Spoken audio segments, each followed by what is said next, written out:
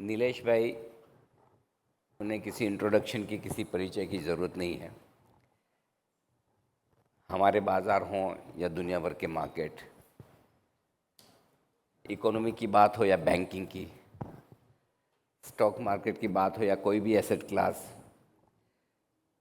Policy हो या फिर बैलेंस शीट, इक्विटी हो या डेट, सेक्टर हो या कंपनी, हर एक पर गहरी पकड़ रखते हैं। और नीलेश भाई, मुझे हर बार जब आपसे मिलता हूँ, कुछ बात करता हूँ, मुझे लगता है कि जितना नीलेश भाई को आता था वो तो सब मैंने उनसे निकलवा लिया। और फिर हर बार जब अगला इंटरव्यू करता हूँ तो कुछ ना कुछ नया ज्ञान मुझे नीलेश भाई से मिलता है।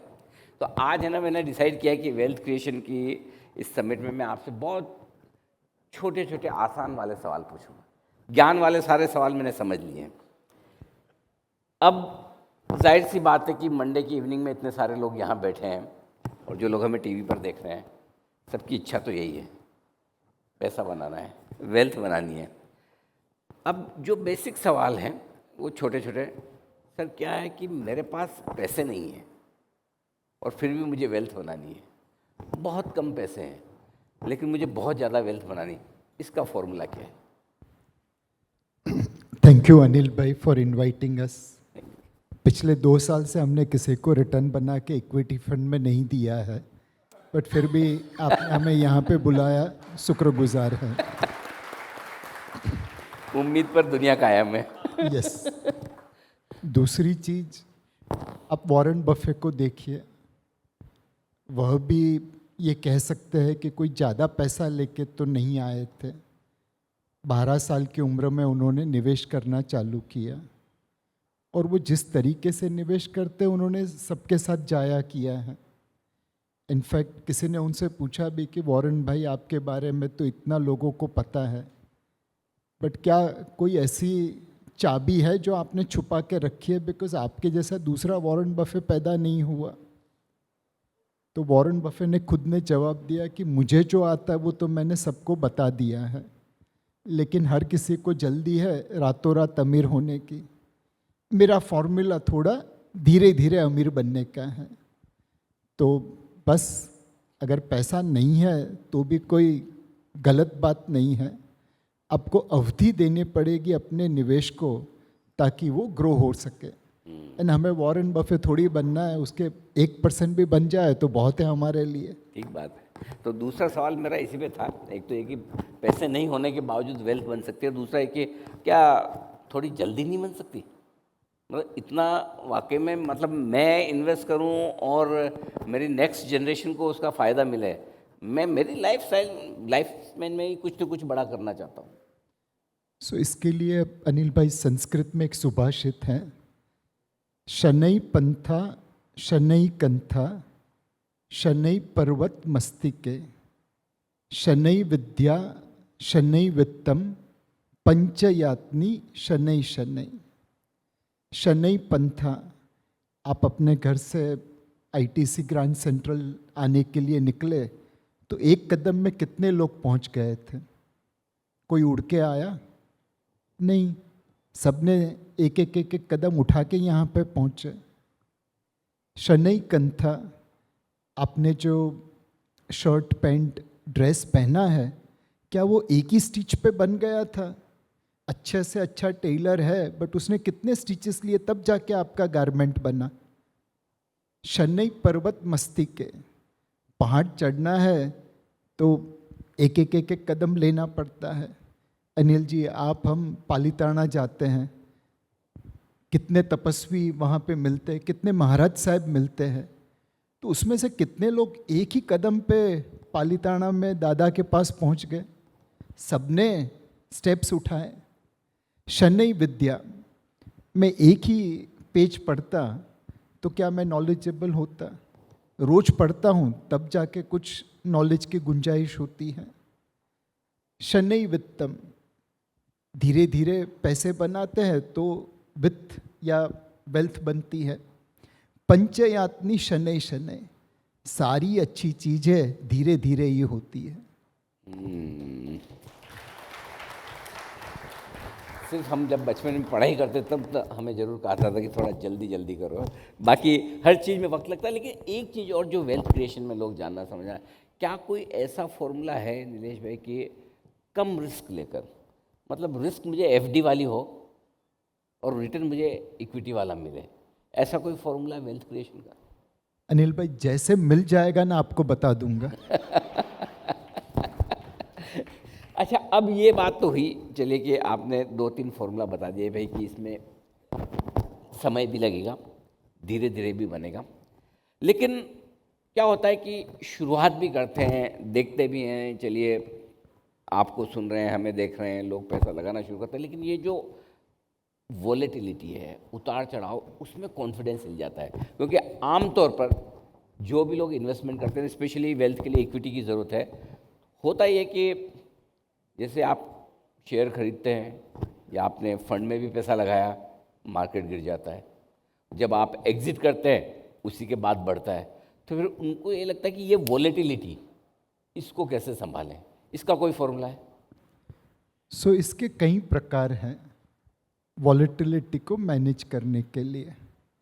आज आपको बुखार आ गया, आप डॉक्टर के पास जाते हैं, डॉक्टर ने दवाई दी, आपको कॉन्फिडेंस आ जाता है। तो एक वेल्थ जर्नी के लिए आपको आपका फैमिली डॉक्टर या वेल्थ एडवाइज़र चाहिए, जैसे हमारे फिरोज़ भाई है यहाँ पे। फिरोज़ भाई संभाल लेना। दूसरा है कि आप वॉलेटिलिटी को तो कंट्रोल नहीं कर पाओगे। प्रेसिडेंट ट्रंप क्या करेंगे वो तो किसी को नहीं पता, शायद उनको भी नहीं पता। डॉन को समझना मुश्किल ही नहीं, नामुमकिन भी है। तो आप अपने पे नियंत्रण रखें। मार्केट गिरता है तो धीरे धीरे निवेश करना चालू रखिए। दूसरा है, मार्केट ऊपर चला जाता है तो आप प्रॉफिट बुक कर लीजिए, जिसे हम असेट अलोकेशन कहते हैं। प्रॉब्लम हमेशा अनिल भाई यही होता है कि आदमी अपनी फितरत से अलग खेलता है। तो मैं एक लिटमस टेस्ट आपको देना चाहता हूँ। अगर आपने कोविड के समय काल में खरीदारी की, रिस्क असेट बढ़ाई, तो आप रिस्क टेकर हैं।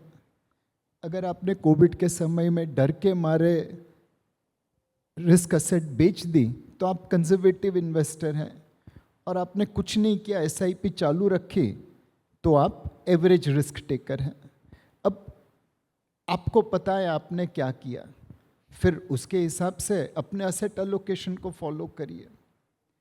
तीसरी चीज़ है अनिल भाई, आप एक्सपर्ट्स को सुनिए। फॉर एग्जाम्पल पंकज भाई हमारे पुराने कलीग बैठे हैं, उन्होंने आज से 1 महीने पहले स्मॉल कैप के ऊपर बाई कॉल दिया था।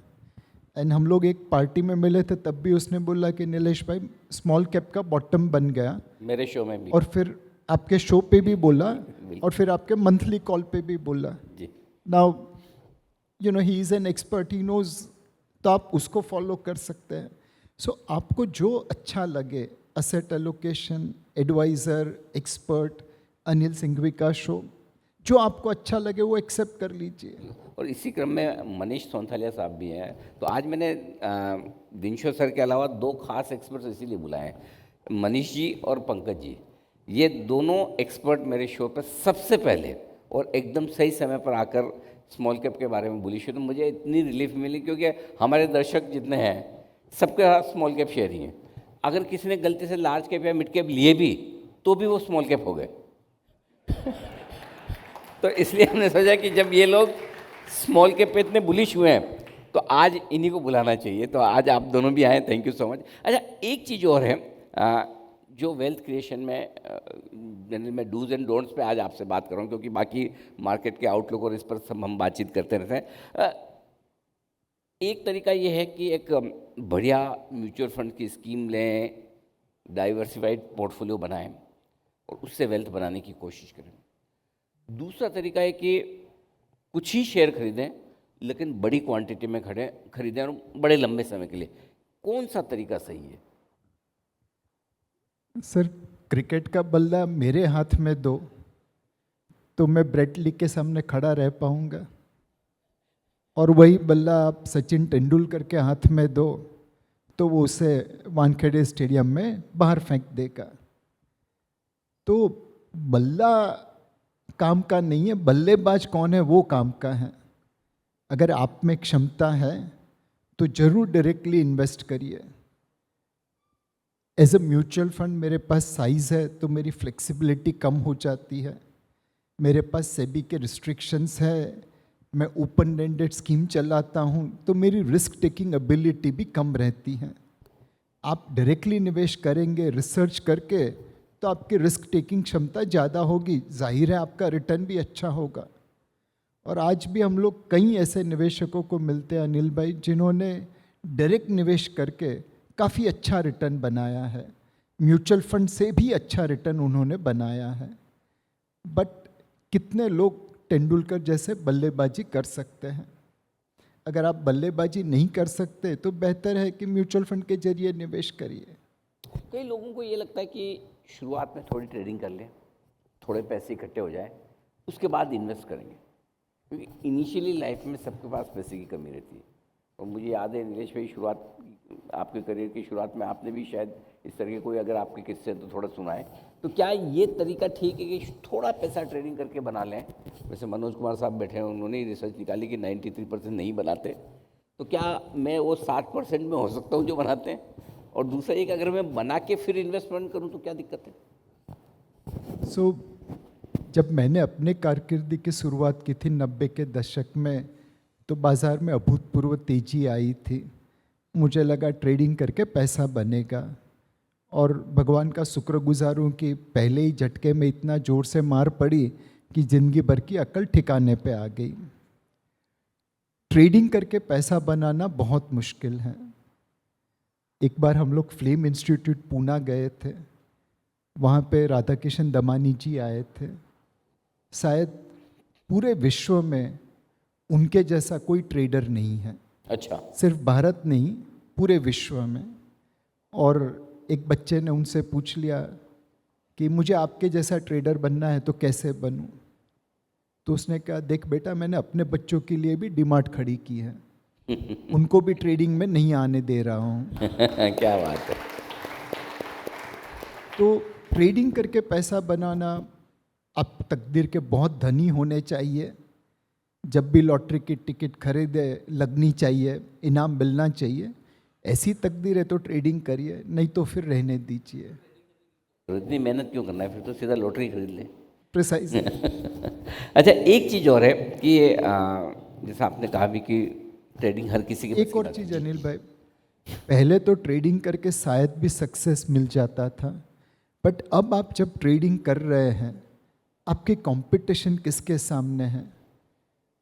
उन हाई फ्रीक्वेंसी ट्रेडर के पास जिनके पास आपसे बढ़िया कनेक्टिविटी है, आपसे ज़्यादा पैसा है, कैपिटल है, आपसे ज़्यादा बेहतर डेटा एनालिटिक्स है, और आपसे कई गुना ज़्यादा उनके पास कंप्यूटिंग पावर है, टेक्नोलॉजी है। एसेंशियली आप नॉर्मल खिलाड़ी खेल रहे हैं और वो आयरन मैन का सूट पहन के खेल रहा है। क्यों आयरन मैन से लड़ना? हाँ, वो तो जिम्बाब्वे की टीम को ऑस्ट्रेलिया से लड़ना है तो फिर वही हाल होगा, राइट। बिल्कुल ठीक बात है। लेकिन आपने अभी दमानी जी का भी एग्जांपल दिया, नीलेश भाई आपने बहुत सारे ऐसे बड़े बड़े लोगों से आपने मुलाकात की, पर्सनली प्रोफेशनली, जिन्होंने अपनी लाइफ में बड़ी वेल्थ बनाई है। क्या एक कॉमन क्वालिटी आप उनमें देखते हैं? ऐसी क्या खास बात लगभग सब में दिखती है कि इसने बड़ा पैसा बनाया, इस वजह से बनाया, चाहे वो इंडिविजुअल इन्वेस्टर्स हों या फिर फंड मैनेजर्स? अनिल भाई, लोगों ने अलग अलग रास्ते अपनाए हैं। किसी ने बड़े बाप की बेटी से शादी करके भी पैसे बना लिए, किसी ने बड़े बाप के बेटे से शादी करके भी या डाइवोर्स लेके पैसे बना लिए। बट एक किस्सा जो मुझे आज भी याद है, और मैं कभी इस महिला को मिल नहीं पाया, बट इनका किस्सा मैंने अपने डिस्ट्रीब्यूटर से सुना था। सो नॉर्दर्न इंडिया में ये महिला है, विधवा थी, और उन्हें पेंशन आवक मिलती थी, तो घर चलाने के लिए निवेश के पैसों की ज़रूरत नहीं थी। उनके पति का देहांत हो गया तो कुछ पैसे मिले थे उनकी, जब टर्म ख़त्म हुई, रिटायरमेंट हुई तो कुछ पैसे मिले थे। वो पैसे उन्होंने डेट में, हाइब्रिड फंड में, कुछ इक्विटी फंड में लगाए थे। 75 साल की उनकी उम्र थी 2020 में, और जब कोविड के समय में गिरावट आ रही थी मार्केट में, उन्होंने अपने म्यूचुअल फंड डिस्ट्रीब्यूटर मेरे दोस्त को फ़ोन करके बोला, बेटा ये सारे पैसे इक्विटी में ट्रांसफ़र कर दे। अच्छा। वो डिस्ट्रीब्यूटर भी डर गया, माँ जी इतना जोखिम लेना है, तो उसे ये रिप्लाई मिला, बेटा इस वक्त जोखिम नहीं लूँगी तो कब लूँगी, क्या बात, जान का भरोसा है नहीं, बिंदास लगा दे। क्या बात। जब मैं पिछले साल अपने डिस्ट्रीब्यूटर फ्रेंड से मिला, तब ये महिला के पोर्टफोलियो की तकरीबन 5-6 गुना बढ़त हो गई थी। एंड जिंदगी के पहले 75 साल में उन्होंने जितना पैसा नहीं कमाया, इंक्लूडिंग इनहेरिटेंस फ्रॉम हस्बैंड, उससे ज़्यादा पैसा उन्होंने पिछले 3-4 सालों में बनाया। और अनिल भाई जब ये बातें करते हैं ना, तो लोग कहते हैं नीलेश भाई इस उम्र में पैसों के पीछे थोड़ी भागना चाहिए, रिश्तेदारी चीज़ होती है, प्रेम चीज़ होती है। तो उन्होंने 75 साल की ज़िंदगी में जितने रिश्तेदार नहीं बनाए, उससे ज़्यादा पिछले 3 साल में बना लिए। तो आप मुझे ये बता रहे थे कि हाँ, सबसे ज़्यादा कॉमन क्वालिटीज़ क्या है सारे वेल्थ बनाने वाले लोगों में, जो एक चीज़ जो ऑलमोस्ट आपको सब में मिलेगी, ये तो मस्ट है। जब मैंने 90 के दशक में नुकसान किया था, तो हम लोग दलाल स्ट्रीट में, हमाम स्ट्रीट में घूमते रहते थे, और वहाँ पे एक ललित होटल करके हुआ करती थी, अब तो बदल गई। और वहाँ पे ऑप्शन की ग्रे मार्केट चलती थी, जिसे झूठा फाटक बोलते थे। और वहाँ पे डगलाधारी, जो बड़ा वाइट डगला पहने, ऐसे बुजुर्ग मिलते थे। तो हम लोग वहाँ पे बैठ के, खड़े रह के सुनते थे, चाय पीते पीते। तो एक बुजुर्ग ने मुझे जो समझा और मुझे बहुत अच्छा लगा, वो आप सबके साथ शेयर करता हूँ। उन्होंने कहा था कि देख बेटा, दलाल स्ट्रीट में दिवाली की रात को हम लक्ष्मी माता का पूजन करते हैं, बट अगर लक्ष्मी माता की कृपा चाहिए तो यहाँ पे रोज सरस्वती माता की अर्चना करनी पड़ेगी। क्या बात है। लक्ष्मी माता का रास्ता सरस्वती माता से ही निकलता है। लोग बस यही गलती कर देते हैं। और इसी को मिर्ज़ा गालिब ने बहुत खूब कहा, उम्र भर भूल यही करता रहा, उम्र भर भूल यही करता रहा, धूल चेहरे पे थी, आईना साफ करता रहा। क्या बात। तो ये तो आपने बताया कि सारे बड़े इन्वेस्टर्स की जो एक कॉमन चीज़ है कि वेल्थ बनाने में क्या चीज़ उन्हें मदद करती है, लेकिन आम तौर पर जो एक कॉमन इन्वेस्टर जो वेल्थ कमाने के, बड़ा पैसा बनाने के इरादे से आता है इस इन्वेस्टमेंट की दुनिया में, वो क्या बड़ी गलती कर जाता है जिससे कि सपने चूर चूर हो जाते हैं? सो अगेन एक किस्सा कहता हूँ जो मेरे साथ ही हुआ था। हम लोग ऐसे ही एक मीटिंग में बैठे, कॉन्फ्रेंस में बैठे थे, और वो ब्रेकफास्ट मीटिंग थी।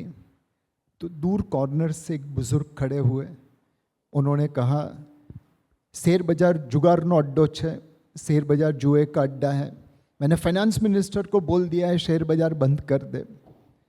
तो मुझे समझ नहीं आया कि ये कौन सा क्वेश्चन पूछ रहे हैं, बट मैंने सोचा ठीक है, कुछ होगा उनको। फिर मैं जब क्वेश्चन आंसर ख़त्म हुए तो नीचे उतरा, तो एक मिडिल एज सज्जन मेरे पास आया और उन्होंने कहा कि नीलेश भाई सॉरी, मेरे पिताजी ने आपके साथ थोड़ी ऊंची आवाज़ में बात करी। मैं बोला नहीं, उसका कोई टेंशन नहीं है, बट मुझे ये समझ में नहीं आया कि अगर उन्हें ये लगता है कि शेयर बाजार जुए का अड्डा है, तो एक जुआरी के पास से सुनने के लिए क्यों आए? आना ही नहीं चाहिए। और ब्रेकफास्ट के लिए आए थे तो ब्रेकफास्ट करके निकल जाना चाहिए था। हमने मीटिंग ब्रेकफास्ट के बाद ही रखी थी। उन्होंने जो कहा वो दिल को छू गया। ये सज्जन घाटकोपर की चौल में रहते थे। घाटकोपर एक ऐसी जगह है जहाँ पे निवेश लोगों के डीएनए में है। उसका बच्चा भी एक फंड मैनेजर से ज़्यादा स्मार्ट होता है। तो इनके आसपास के जो भी नेबर थे वो सब शेयर बाज़ार में ट्रेडिंग करके इन्वेस्ट करके पैसे बना के बाहर निकल गए। किसी कारणवश इन्होंने निवेश नहीं किया तो वो चौल में ही रह गए। वो कभी ये एक्सेप्ट नहीं कर पाए कि मैंने गलती करी। उन्होंने बाकी लोगों की सक्सेस की ईर्ष्या करके हमेशा यही कहा कि ये सब जुआरी है इसलिए ऊपर गए, मैं अकेला शरीफ बंदा हूँ इसलिए चौल में रह गया। तो कहीं पे अगर आप गलती कर ले तो यू टर्न मारना बहुत ज़रूरी है। ट्रेडिंग करके शुरुआत की कोई वांधा नहीं, बट जब पता चला कि अपने तकदीर के धनी नहीं है तो यू टर्न मार दीजिए। हमारी बातें सुन के आपने निवेश की जर्नी चालू करी, बहुत अच्छी बात है, बट पता चला कि लेट्स से ये असेट एलोकेशन हमें सूट नहीं करता तो यू टर्न मार दीजिए। लोग म्यूचुअल फंड में भी मोमेंटम इन्वेस्टिंग करते हैं, स्मॉल कैप चला तो स्मॉल कैप, गोल्ड चला तो गोल्ड। अब वो अगर आपको पैसे बना के देता है तो यूज़ करिए, नहीं होता है तो गलती एक्सेप्ट करके यू टर्न मार दीजिए। अच्छा, एक और चीज़ जो वेल्थ आपकी equity as an asset class, equity में इन्वेस्टमेंट करके बनेगी, इक्विटी फंड्स में पैसा बना के बनेगी, या मल्टी एसेट एलोकेशन फंड्स हों, मतलब हर तरह की एसेट में पैसा लगाएं, इक्विटी भी होनी चाहिए, फिक्स इनकम हो, बुलियन गोल्ड सिल्वर हो, पैसा कैसे बनेगा? अगर आपके पास रामदेव जी अग्रवाल जैसी क्षमता है तो 100% इक्विटी चला सकते हैं। उनके पोर्टफोलियो में उन्होंने कई बार 30-30, 40-40, 50-50% गिरावट भी देखी है। बट एवरेज इन्वेस्टर, उसके पास वो रिस्क टेकिंग एबिलिटी नहीं होती। कोविड के समय में हमने देखा है कई लोगों ने बगैर पैसों की ज़रूरत डर के मारे रिडम्पशन कर दिया, और जो नोशनल लॉस था वो रियल कर दिया, और फिर कभी उतनी हिम्मत नहीं कर पाए कि निवेश कर पाए। तो आप अपनी रिस्क कैपेबिलिटी के अनुसार एसेट एलोकेशन करिए। रिस्क की क्षमता ज़्यादा है तो इक्विटी लीजिए, गोल्ड लीजिए, सिल्वर लीजिए। रिस्क की क्षमता कम है तो हाइब्रिड लीजिए, डेट लीजिए। अब तो मतलब अनिल भाई 4 नए प्रोडक्ट है जिसे हर निवेशक को इवैल्यूएट करना चाहिए। पहला SIF, अब तक के हमारे फंड लॉन्ग ओनली थे, अब हमारे रेगुलेटर ने हमें इजाज़त दी है कि हम लॉन्ग शॉर्ट और लिवरेज दोनों कर सकें। दूसरा है परफॉर्मिंग क्रेडिट AIF, ये नॉर्मली क्लोज एंडेड फंड रहता है, बट आज की मार्केट में वहाँ पे बोरोवर्स ज़्यादा है, लेंडर्स कम है, सिक्योरिटी अच्छी है, रेट ठीक ठाक है। तीसरा रीट इन्विट, ये म्यूचुअल फंड में नहीं होता लेकिन आप बाज़ार से डायरेक्टली खरीद सकते हैं।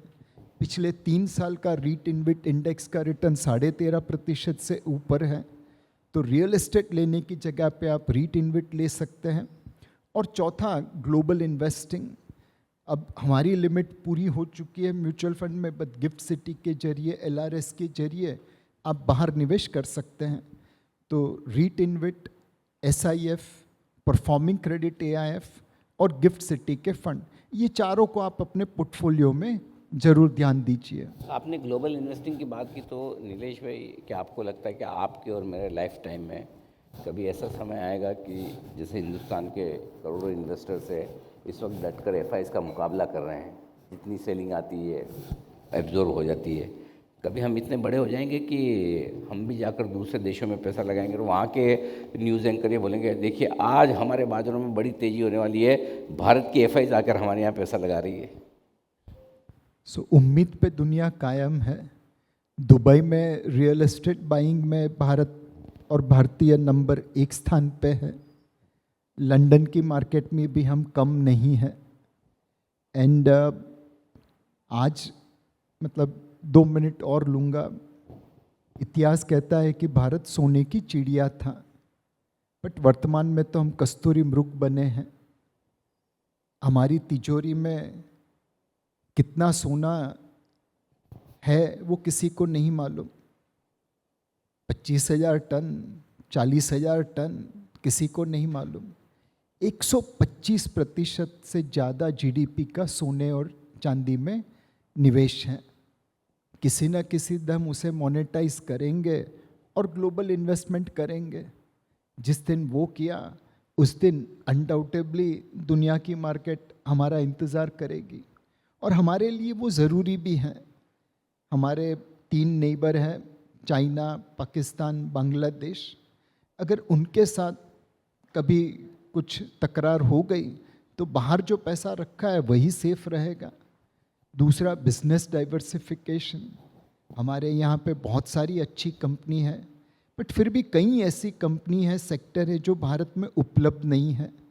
चाहे आप बायोटेक ले लीजिए, आर्टिफिशियल इंटेलिजेंस ले लीजिए, सेमीकंडक्टर ले लीजिए। तो उस प्रकार की कंपनी में निवेश करने के लिए भी बाहर निवेश करना ज़रूरी है। और तीसरा, वैल्यूएशन। कई बार हम ऊपर होते हैं, दुनिया नीचे होती है, कभी हम नीचे होते हैं, दुनिया ऊपर होती है। तो अगेन आपको डाइवर्सिफिकेशन के लिए बाहर निवेश करना ज़रूरी है। और होपफुली, मतलब अनिल भाई, पूरे दुनिया में सेमीकंडक्टर चिप की एक ही कंपनी है जो मशीन बनाती है, ASML नीदरलैंड की।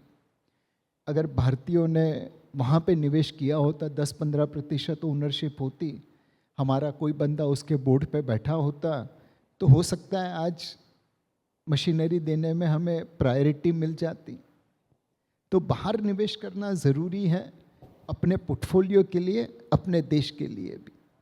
आखिरी सवाल नीलेश भाई, 2020 के बाद, कोविड के बाद से बहुत सारे इन्वेस्टर्स ऐसे हैं जो फर्स्ट टाइम मार्केट में इन्वेस्ट करना शुरू किए हैं, जेनजीज हैं, यंग इन्वेस्टर्स मार्केट में आ रहे हैं। इनके लिए इस तरह के मुश्किल भरे समय में जो पहली बार इन्होंने देखा कि 1.5-2 साल पैसे नहीं बनते, टफ टाइम है, उनके लिए क्या आपका गुरु मंत्र क्या है?